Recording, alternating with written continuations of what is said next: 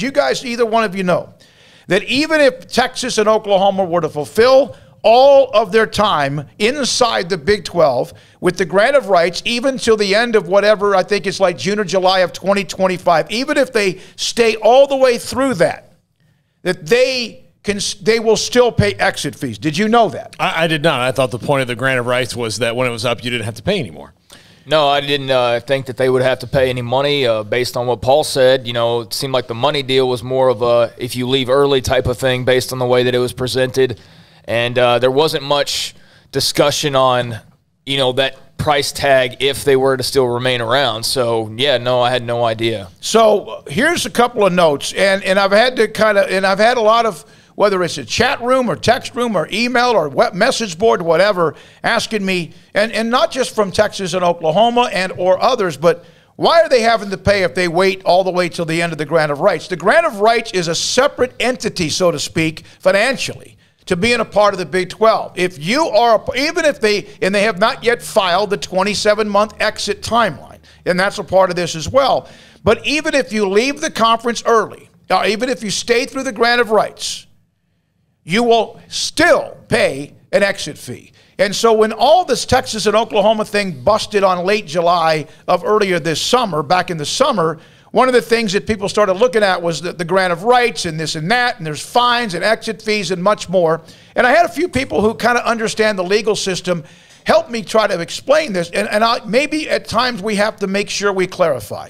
So no matter what, if Texas and Oklahoma were to stay till July of 2025 or June of 30th, 2025, which they don't want to, they're going to still have to pay exit fees of $80 million each. Could that be negotiated? Yes. Right now, it's not being.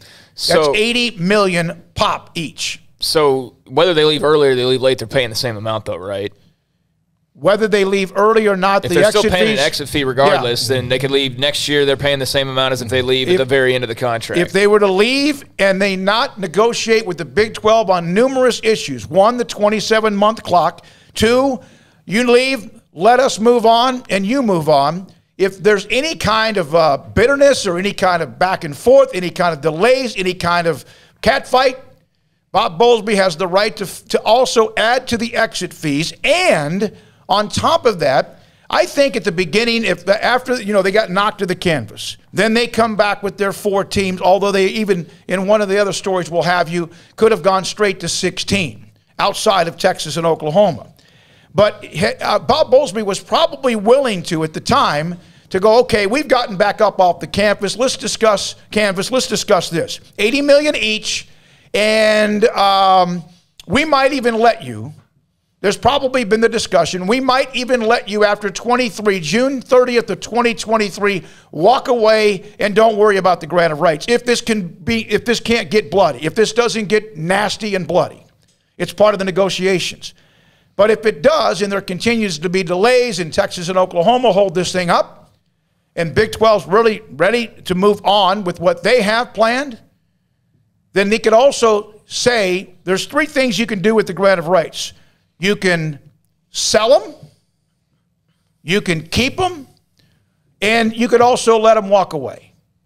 And I get the impression that right now the $80 million each, possibility of more exit fees if this thing delays much longer, and on top of that, even if they leave for the SEC, the grant of rights of their games, home games on television, any games they have on television in athletics, both schools, that money can be tied up by the Big 12.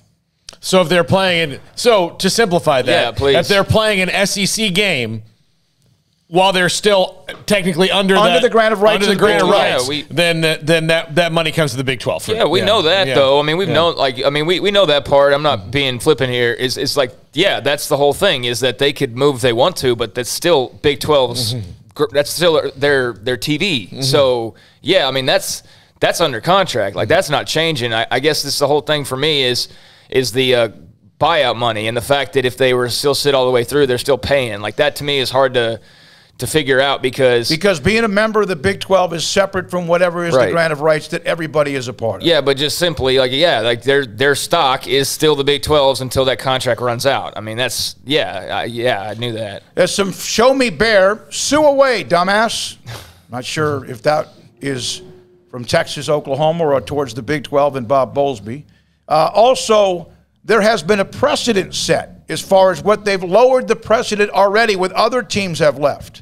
You still have the rights to what you want to do based on how someone leaves. You know, when they leave whether it's, let's say you want to get rid of somebody, you want to fire somebody in a building, you own a company, there are ways you can get paid.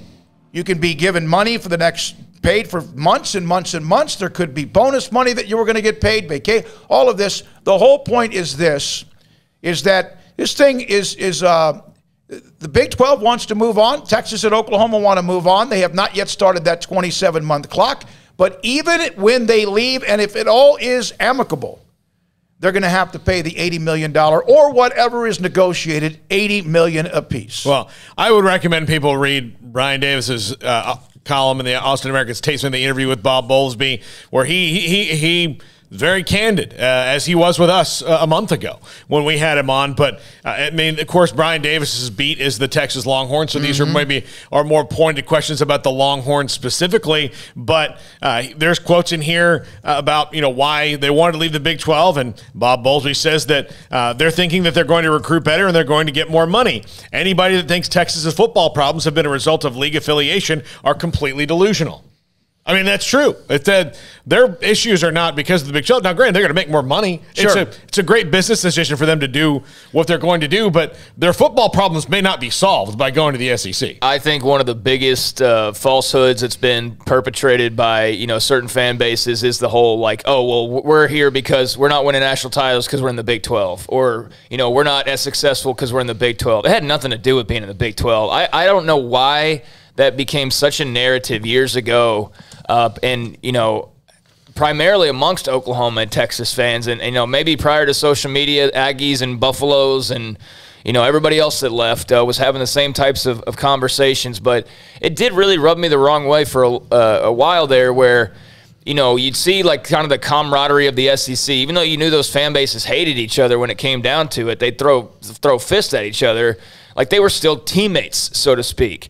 And Texas, just in general, because not all their fans were like this, but the general sentiment was like they were just so above it and so, just ready to move on to bigger and better things the entire time. And the Big 12 was so just not for them and not helping them. And I never got that. I don't know if it was like an excuse for why they weren't succeeding as much as they were wanting to or what, because I don't know what the Big 12 really could have done as an entity to hurt Texas or hurt Oklahoma or hurt any school for that matter.